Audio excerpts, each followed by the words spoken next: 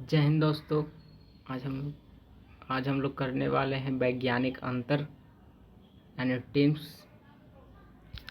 तो आइए बिना देर के क्लास को शुरू करते हैं। पहला नंबर क्वेश्चन, सदिश एवं अदिश राशियां हैं। इसका राइट आंसर हो जाएगा साथियों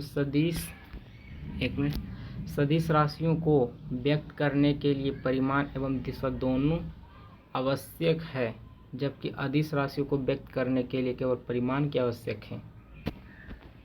नेक्स्ट क्वेश्चन पे चलते हैं। इसका उदाहरण साथियों, इसका उदाहरण हो जाएगा द्रव्यमान, लंबाई, आयतन, ऊर्जा आदि अदिश राशियां हैं, जबकि वेग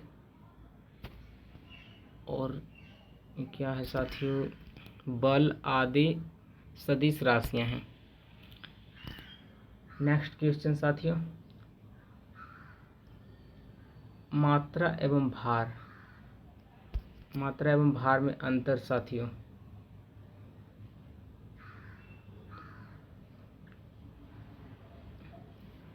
मात्रा एवं भार में अंतर एक मिनट साथियों मैं बताता हूँ। इसका राइट आंसर हो जाएगा साथियों, किसी वस्तु में वर्तमान पिंड को उसकी मात्रा कहते हैं। यह एक अदिश राशि है। इसका मान हमेशा नियत होता है तथा इसे साधारण तुला से मापा जा सकता है। किसी वस्तु की मात्रा एवं गुरुत्वीय त्वरण के गुणनफल को उस वस्तु को भार कहते हैं। इसका मान स्थान विशेष पर बदलता रहता है। यह एक सदिश राशि है। इसका मान, एक मिनट साथियों यहाँ पे थोड़ा थी हो गया है, मैं देख करके बताता हूँ। इसका राशि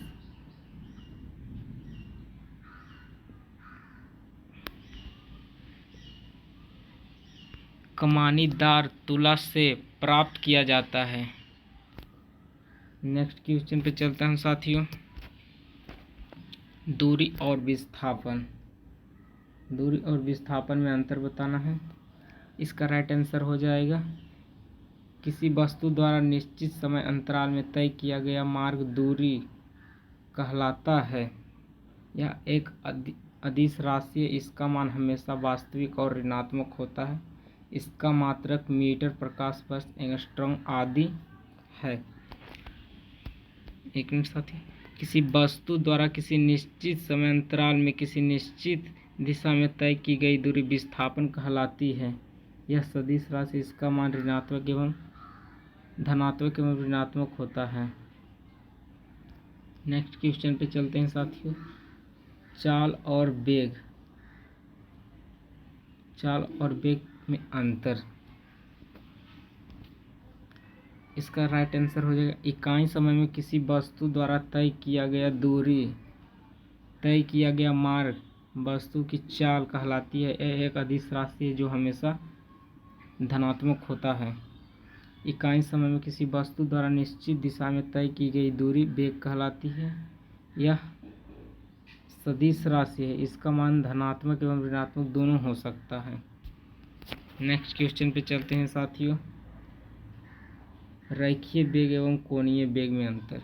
इकाई समय में निश्चित दिशा में तय की गई दूरी को रेखीय वेग कहते हैं एवं इकाई समय में किसी कण द्वारा बनाए गए कोण को कोणीय वेग कहते हैं। इनका सूत्र निम्नांकित है। कोणीय वेग बराबर कोणीय विस्थापन बटा समय या रेखीय वेग बराबर विस्थापन बटा समय। आइए नेक्स्ट क्वेश्चन पे चलते हैं, बल एवं भार, ये दोनों में अंतर बताना है। तो आइए इसका राइट आंसर क्या हो जाएगा, बल वह भौतिक कारण है जो किसी वस्तु में लगकर उसकी अवस्था में परिवर्तन कर देता है या करने की चेष्टा करता है, इसे बल कहते हैं। भार किसी वस्तु में पृथ्वी द्वारा लगते हुए आकर्षण बल को भार कहते हैं। भार का मतलब पृथ्वी को आकर्षण बल से ही होता है। 7 नंबर क्वेश्चन साथियों, केंद्र प्रसारी एवं केंद्राभिगामी बल इसका राइट आंसर हो जाएगा साथियों, किसी वृत्ताकार पथ पर घूमती हुई वस्तु पर केंद्र की ओर लगते हुए बल को केंद्रापसारी बल कहते हैं, जबकि वस्तु पर केंद्र के विपरीत दिशा में लगते हुए बल को केंद्रविगामी बल कहते हैं। उम्मीद करता हूँ आप लोगों को समझ में आ रहा है। अगर वीडियो अच्छा लग रहा हो तो वीडियो को लाइक कीजिएगा एंड चैनल को सब्सक्राइब कर दीजिएगा साथियों। नेक्स्ट क्वेश्चन पे चलता हूँ। घनत्व एवं आपेक्षिक घनत्व विशिष्ट गुरुत्व, इसका राइट आंसर हो जाएगा, किसी वस्तु की इकाई आयतन में उपस्थित द्रव्यमान को घनत्व कहते हैं। घनत्व बराबर द्रव्यमान बटा आयतन हो जाएगा। इसका मात्रक किलोग्राम प्रति घन मीटर होता है। किसी पदार्थ का द्रव्यमान एवं उसकी आयतन के बराबर 4 डिग्री सेल्सियस पर शुद्ध जल द्रव्यमान के अनुपात को विशिष्ट गुरुत्व या आपेक्षिक घनत्व कहते हैं। इसका कोई मात्रक नहीं होता है। नेक्स्ट क्वेश्चन पे चलते हैं साथियों, 9 नंबर क्वेश्चन पे।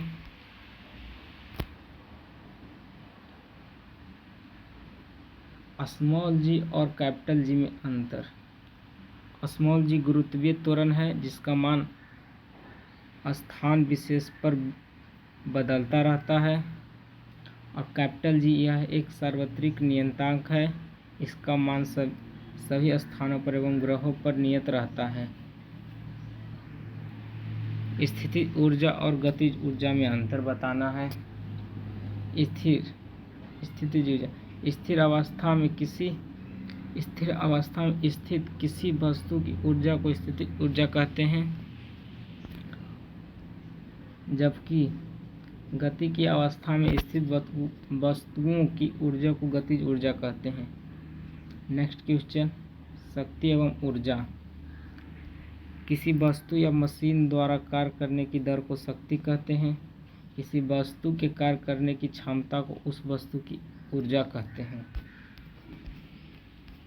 नेक्स्ट क्वेश्चन, ससंजक एवं असंजक बल, इन दोनों में अंतर बताना है। आइए इसका अंतर हो जाएगा, समान अणुओं के बीच लगते हुए बल को ससंजक बल कहते हैं, जबकि भिन्न पदार्थ के बीच लगते हुए आकर्षण बल को असंजक बल कहते हैं।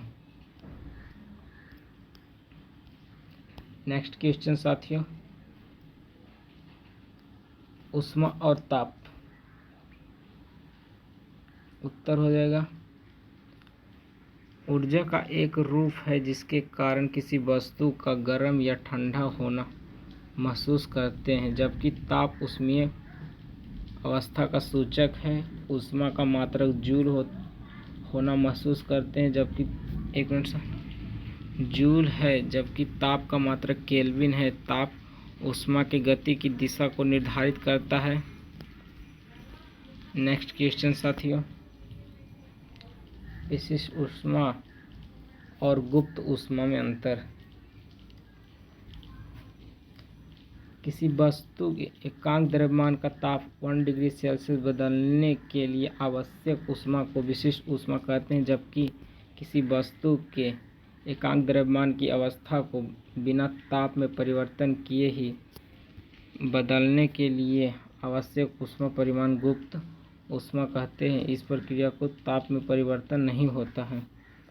वाष्पन एवं क्वथन, उत्तर हो जाएगा इसका, वाष्पन की प्रक्रिया सभी तापों पर सतत होती है, जबकि क्वथन प्रक्रिया निश्चित ताप पर ही होती है। नेक्स्ट क्वेश्चन साथियों, गैस एवं वाष्प, इसका राइट आंसर, वातावरण में गैस विद्यमान रहती है जबकि वाष्प निश्चित ताप पर बनती है। बर्फ तथा हिम, इसका राइट आंसर, बर्फ पानी का 0 डिग्री सेल्सियस पर एक रूप है, जबकि हिम किसी वस्तु के हिमांक से कम ताप वाले वस्तु के रूप को कहते हैं।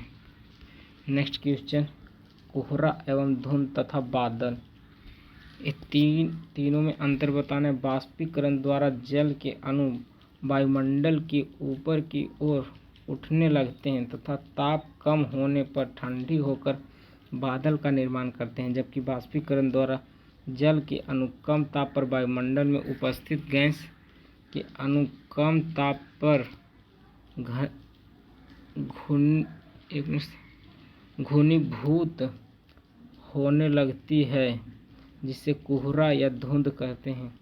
यह क्रिया प्रायः जाड़ों में होती है तथा इससे दृश्य यानी विजन प्रभावित होती है। दृश्यता, संचालन एवं संवहन।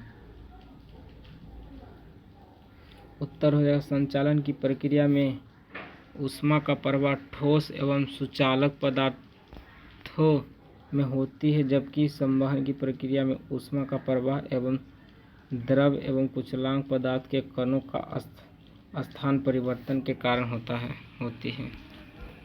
नेक्स्ट क्वेश्चन,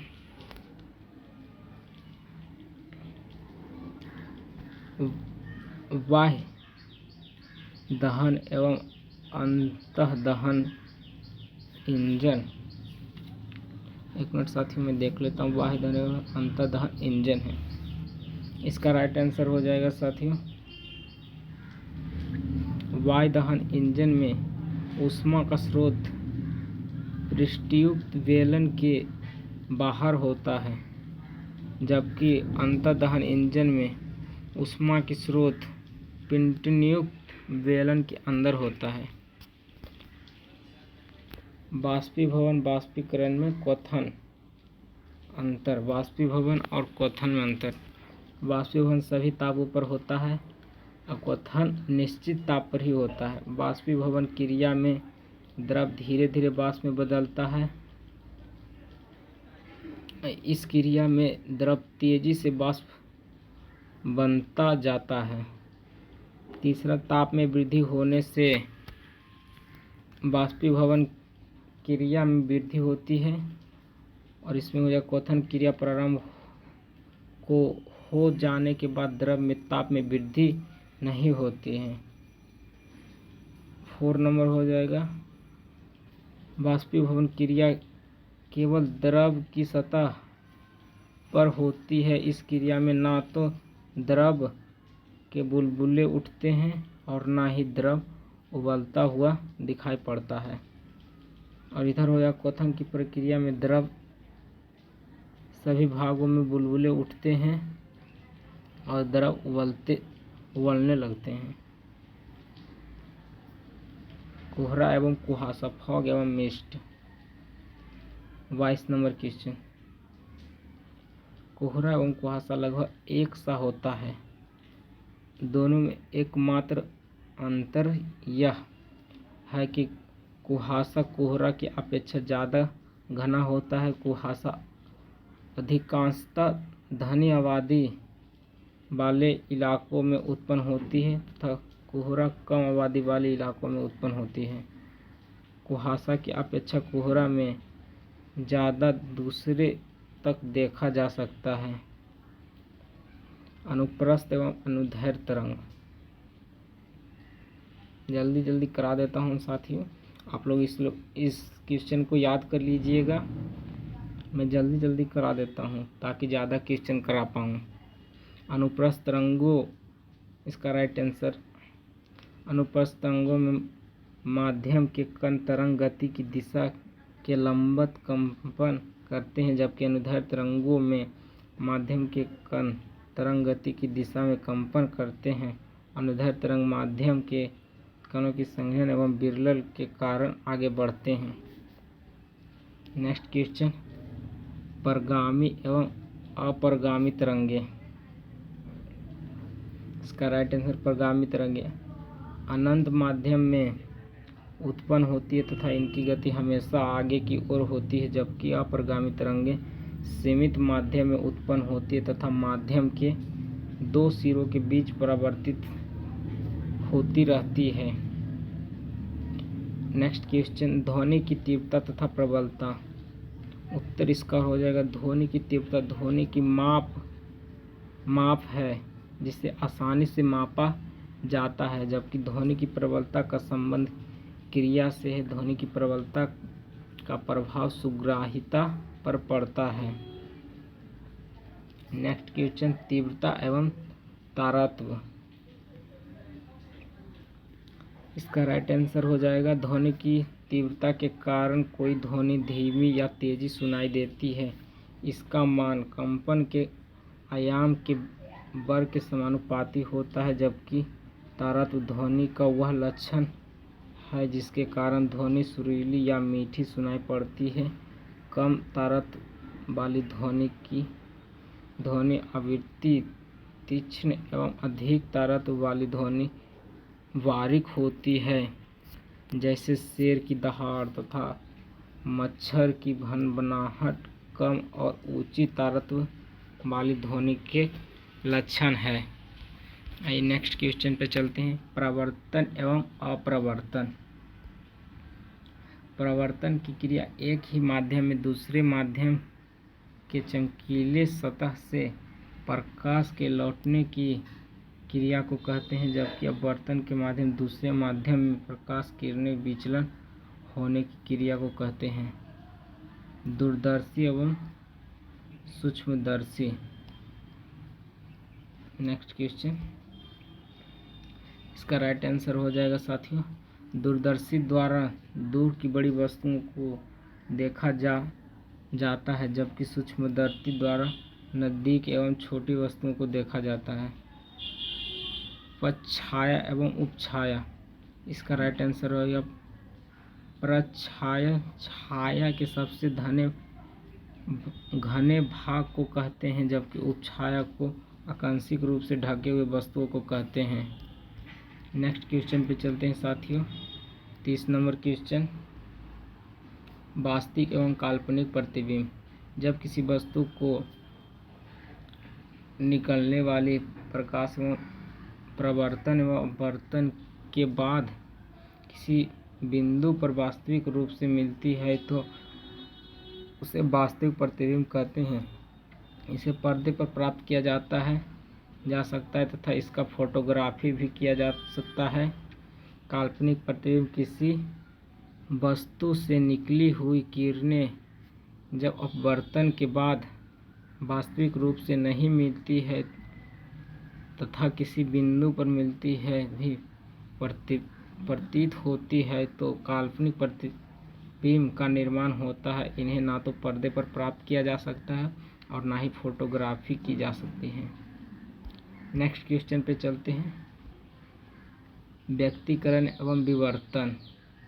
ये सब 10, 12, 9 का बेसिक क्वेश्चन है साथियों। ये सब सारा चीज़ में पूछा जाता है कंपटीशन में। आइए करते हैं व्यक्तीकरण एवं विवर्तन में अंतर। दो एक वर्णीय प्रकाश तरंग का एक ही दिशा में गतिमान होने के कारण किसी पर्दे पर चमकीले एवं अंधपट्टियों बन जाती है तो इस प्रक्रिया को व्यक्तीकरण कहते हैं। जबकि एक वर्णीय स्रोत द्वारा निकली हुई प्रकाश तरंगे द्वारा ज्यामितीय छाया में तीव्रता के मान में परिवर्तन को विवर्तन कहते हैं। नेक्स्ट क्वेश्चन पे चलते हैं, प्रकाश वर्ष एवं अधिवर्ष। इसका राइट आंसर हो जाए प्रकाश वर्ष। प्रकाश वर्ष लंबाई का मात्रक है। प्रकाश वर्ष की किरणें द्वारा एक वर्ष में जितनी दूरी तय की जाती है उसे एक प्रकाश वर्ष कहते हैं तथा जिस वर्ष फरवरी माह 29 दिनों का होता है उस वर्ष को अधिवर्ष। यह चार वर्ष के अंतराल पर होता है। 4 वर्ष में यानी अधिवर्ष होता है। नेक्स्ट क्वेश्चन पे चलते हैं, धूमकेतु एवं उल्काएं क्या है। इसका राइट आंसर हो जाएगा धूमकेतु पूंछ वाले तारे होते हैं जो सूर्य के चारों ओर चमक लगाते हैं, जबकि उल्काएं आकाश के पिंडों के टूटने के कारण बनते हैं तथा वायुमंडल में आकाश घर्षण के कारण चमक उठते हैं। नेक्स्ट क्वेश्चन, चुंबक की ज्यामितीय लंबाई एवं प्रभावी लंबाई। इसका राइट आंसर हो जाएगा चुंबक के दोनों ध्रुवों किनारे से थोड़ा पहले होते हैं के बीच की दूरी को प्रभावित लंबाई तथा ज्यामितीय आकार को ज्यामितीय लंबाई कहते हैं। 35 नंबर क्वेश्चन, चुंबकीय बल रेखाएं एवं विद्युतीय बल रेखाएं। इसका राइट आंसर है चुंबकीय बल रेखाएं उत्तरी ध्रुव से निकलकर दक्षिणी ध्रुव की ओर जाती है, जबकि विद्युतीय बल रेखाएं सतह के लंबवत निकलते हुए अनंत की ओर चली जाती है। 36 नंबर क्वेश्चन, प्राकृतिक चुंबक एवं कृत्रिम चुंबक। प्राकृतिक चुंबक में पाए जाने वाले चुंबक को प्राकृतिक चुंबक कहते हैं, जिसका आकार नियमित होता है, जबकि कृत्रिम चुंबक मानव निर्मित होते हैं और इसका आकार नियमित होता है। नेक्स्ट क्वेश्चन पे चलते हैं। 37 नंबर क्वेश्चन, विभवांतर एवं विद्युत वाहक बल। इसका राइट आंसर हो जाएगा जब किसी बैटरी को किसी चालक से जोड़ दिया जाता है तो चालक के दोनों सिरों पर उत्पन्न विभव में अंतर को विभवांतर कहते हैं, जबकि विद्युत वाहक बल बैटरी के दोनों सिरों के बीच का विभवांतर है। नेक्स्ट क्वेश्चन पे चलते हैं। आममीटर एवं वोल्ट मीटर में अंतर। आममीटर से धारा मापी जाती है, जबकि वोल्ट मीटर से चालक के दो सिरों के बीच विभवांतर मापा जाता है। आममीटर को हमेशा परिपथ श्रेणी क्रम में लगाया जाता है, जबकि वोल्ट मीटर को परिपथ के समांतर क्रम में लगाया जाता है। नेक्स्ट क्वेश्चन,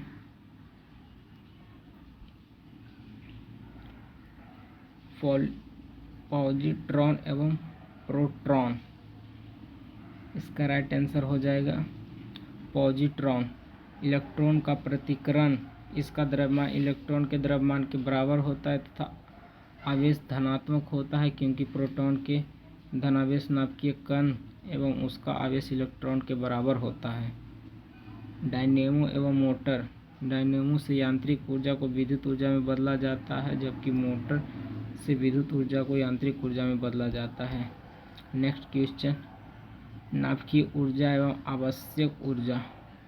इसका राइट आंसर हो जाएगा नाभिकों के विखंडन के कारण अत्यधिक मात्रा में ऊर्जा उत्पन्न होती है, जिसे नाभिकीय ऊर्जा कहते हैं, जबकि किसी नाभिक की बंधन ऊर्जा को नाभिक की अलग करने की आवश्यक ऊर्जा कही जाती है। नेक्स्ट क्वेश्चन, समस्थानिक एवं समभारिक।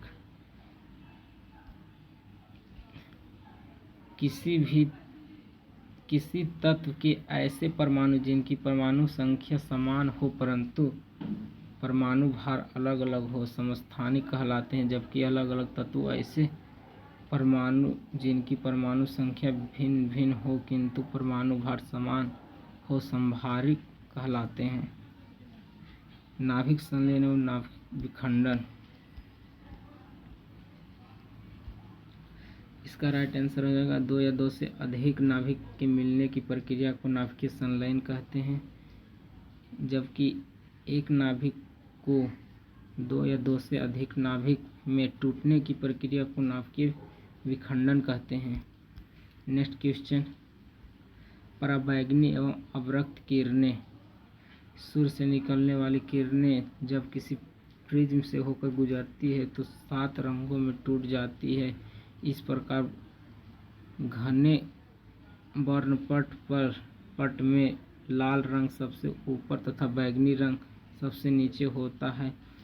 लाल के ऊपर पड़ने वाली किरणों को अवरक्त किरणें तथा बैंगनी के नीचे पड़ने वाली किरणों को पराबैंगनी किरणें कहते हैं। नैज अर्धचालक तथा बाह्य अर्धचालक।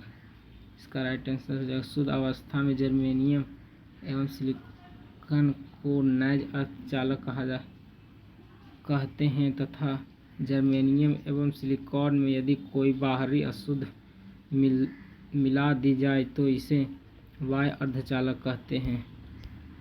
नेक्स्ट क्वेश्चन,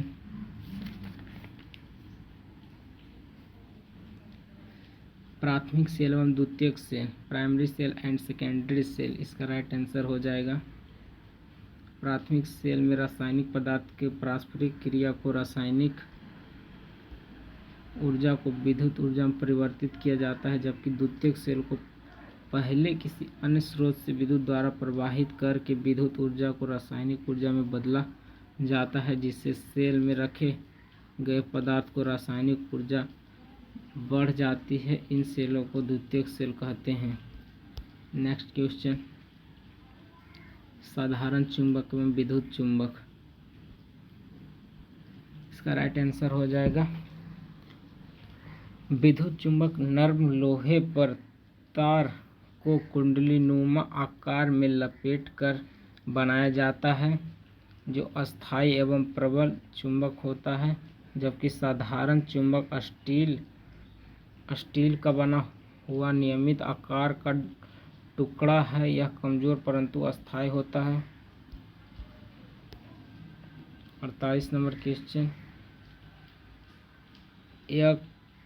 एयर कंडीशनर एवं एयर कूलर में अंतर, इसका राइट आंसर हो जाएगा किसी कमरे में तापमान एवं आर्द्रता को नियमित करने वाला उपकरण को एयर कंडीशनर वायुशीतक कहते हैं, जबकि कमरे के केवल ठंडा करने वाले यंत्र को एयर कूलर कहते हैं। नेक्स्ट क्वेश्चन, 49 नंबर क्वेश्चन, अब ज़्यादा क्वेश्चन नहीं बचा है, आप लोग लास्ट तक बने रहिए जिससे सारा क्वेश्चन आप लोगों को समझ में आएगा। रासायनिक अभिक्रिया एवं नाभिकीय अभिक्रिया में अंतर, रासायनिक अभिक्रिया, नाभिकीय अभिक्रिया। रासायनिक अभिक्रिया में परमाणु के सबसे बाहरी कक्षा में उपस्थित इलेक्ट्रॉन ही भाग लेते हैं, अतः यह एक एक्स्ट्रा नाभिकीय अभिक्रिया है। और नाभिकीय अभिक्रिया में परमाणु के नाभिक में उपस्थित कण भाग लेते हैं, फलस्वरूप नाभिक में परिवर्तन होता है, अतः यह अभिक्रिया नाभिकीय होती है। दूसरा अंतर, यह अभिक्रियाएं में द्रव्यमान संरक्षित रहता है। इस अभिक्रिया में सद्रा द्रव्यमान का क्षय होता है, जिससे तुल्य ऊर्जा का विमोचन होता है। तीसरा, यह अभिक्रिया ऊष्माशोषी या ऊष्माक्षेपी हो सकता है।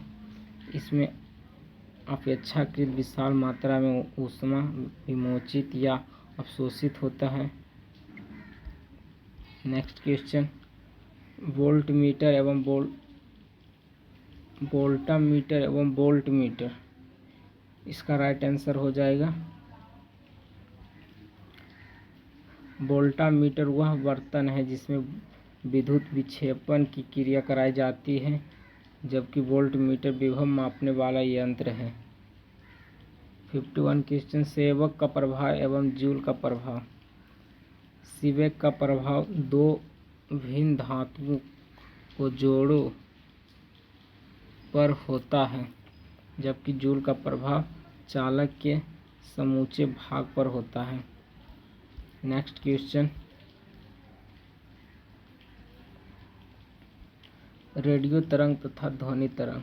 रेडियो तरंग विद्युत चुंबकीय तरंग है, जबकि ध्वनि यांत्रिक तरंग है। दूसरा, रेडियो तरंग के लिए माध्यम की जरूरत नहीं है, जबकि ध्वनि तरंग के लिए माध्यम की जरूरत है।